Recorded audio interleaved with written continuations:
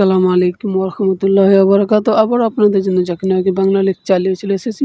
এক বোন জাকির নায়ককে জিজ্ঞাসা করছে, "আপনি কি করে বলেন হিন্দু ধর্ম সঠিক নয় আর মুসলিম ধর্ম সঠিক?" এই বোনটাকে খুব সুন্দরভাবে জবাব দিল জাকির নায়ক ভাই। পুরোপুরি ভিডিওটা শুনে যান, তাহলে বুঝতে পারবেন। আর জাকির নায়কের বাংলা লেকচার শোনার জন্য আমার চ্যানেলটাকে সাবস্ক্রাইব করে দিবেন।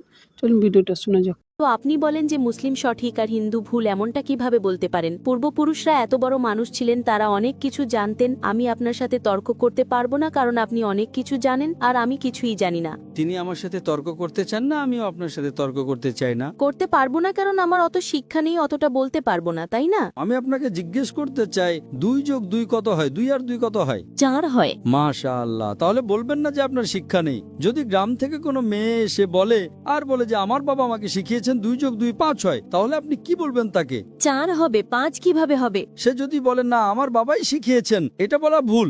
দুটোর মধ্যে অনুসন্ধান করতে হবে কোনটা সঠিক, সেটার উপরে আমল করি। যেহেতু খোদা আপনাকে জ্ঞান দিয়েছেন, বুদ্ধি দিয়েছেন, আপনার দায়িত্ব হলো তাকে বলবেন, বোন 2+2 5 নয়, 2+2 4 হয়। একইভাবে যদি কারো বাবা মা তাকে ভুল শিখিয়ে থাকেন যে মূর্তি পূজা করতে হবে, অথচ হিন্দু ধর্মগ্রন্থে বলা হয়েছে মূর্তি পূজা ভুল, তাহলে যার কাছে জ্ঞান আছে, আমি একজন ছাত্র, ইসলাম অনেক ধর্মের, তো যেহেতু আমার জ্ঞান আছে, আমি অবশ্যই সেসব লোকদের বলবো যারা ভুল বলছে সঠিক জিনিসটা অনুসরণ করুন। আমি আপনার সাথে বিতর্ক করব না, কিন্তু যারা জ্ঞানী লোক হিন্দু ধর্মের, খ্রিস্টান ধর্মের, ঈসাই ধর্মের, এটাকে বলে ডায়ালগ। আমি স্টুডেন্ট আর তারা পিএইচডি ডক্টর। আমি মেডিকেলের ডক্টর, ধর্মের ডক্টর নই। তাদের সাথে সংলাপ করি, আলোচনা করি, বিতর্ক করি। আমি যদি ভুল হই, আপনি আমাকে প্রমাণ করুন যে আমি যা বলছি তা ভুল, আমার ধর্ম ভুল, আমি আপনার ধর্ম গ্রহণ করতে প্রস্তুত আছি। Open challenge.